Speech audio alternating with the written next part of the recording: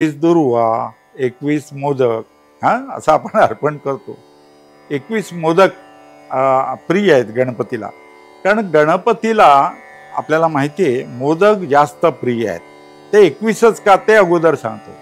21 मातृदेवता होत्या, 21 मातृदेवता आहेत.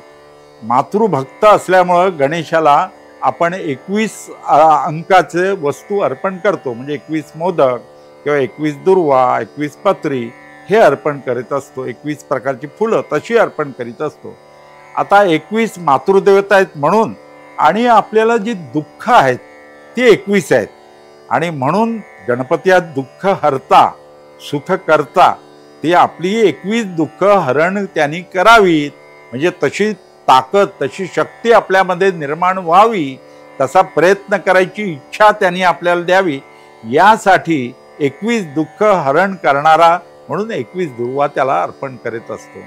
आणि मोदक हे जास्त प्रिय आहेत. गणपतीला काय आवडतं असं विष्णूने विचारलं तेव्हा गणपतीने सांगितलं, मला ऊस आवडतो आणि मला नारळ आवडतो. अनेक वस्तूंची यादी दिली त्यांनी.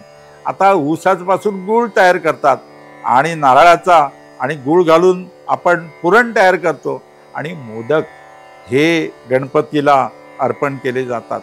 मोदक हा मोद बघा ना, मोद म्हणजे आनंद. प्रत्येकाला आनंद होतो की नाही मोदक खाताना. गणपतीला का नाही होणार? आपल्याला जे आवडतं ना तेच आपण गणपतीला द्यायचं असतं. म्हणून मोदक हे गणपतीला गणेश चतुर्थीच्या वेळी मुद्दाम त्याचा नैवेद्य अर्पण केला जातो, दाखवला जात नाही. अर्पण केला जातो, ही गोष्ट लक्षात ठेवायला पाहिजे. आणि 21 मोदक मला आठवतं की मोदक हे फक्त गणेश चतुर्थीलाच केले जातात घरात. इतर संकटी चतुर्थी सुद्धा करायला हरकत नाही. जे आपल्याला आवडतं ते गणपतीला आवडतंच. म्हणून 21 मोदकांचा नैवेद्य दाखवला जातो आणि गणपतीला तो जास्त प्रिय आहे. कोणतंही शुभ कार्य असो तर त्याच्यामध्ये गणेश पूजन अगोदर केलं जातं. त्याच्यासाठी एक कथा आहे. एकदा काय झालं, नारद मुनींनी एक अमृतापासून तयार केलेला मोदक पार्वतीला दिला. आता बघा, पार्वतीच्या हातात तो मोदक बघितला कुणी तर कार्तिकेय आणि गणपती यांनी दोघांनी तो बघितला. पार्वती म्हणाली, एकच मोदक आहे, तुम्ही दोघेजण 2 मुलं आहात, तुम्ही दोघेही मला प्रिय आहात, परंतु मी हा मोदक त्यालाच देईन जो आध्यात्मिक सिद्धी प्राप्त करून येईल, त्यालाच मी देईन, असं पार्वती म्हणाली. आध्यात्मिक सिद्धी प्राप्त करायला पाहिजे म्हणून कार्तिकेय मोरावर बसला आणि सगळ्या देवस्थानांना, देवळाला, मंदिरांना भेटी द्यायला निघाला मोरावर बसून. का? तर आध्यात्मिक सिद्धी प्राप्त करून घेण्यासाठी. आणि गणपतीनं काय केलं? गणपतीनं आपल्या माता पित्यांची पूजा केली. भगवान शंकर आणि पार्वतीची पूजा केली, त्यांच्या भोवती प्रदक्षिणा केली आणि तिथेच उभा राहिला. कार्तिकेय सर्व मंदिरांना भेट देऊन, मंदिरात जाऊन प्रार्थना करून, देवदर्शन घेऊन, त्याला वाटलं सिद्धी प्राप्त झाली आध्यात्मिक आपल्याला, म्हणून तो आला आणि तो आनंदाने म्हणाला, मला मोदकच मिळाला पाहिजे, कारण मी सिद्धी प्राप्त करून आलोय.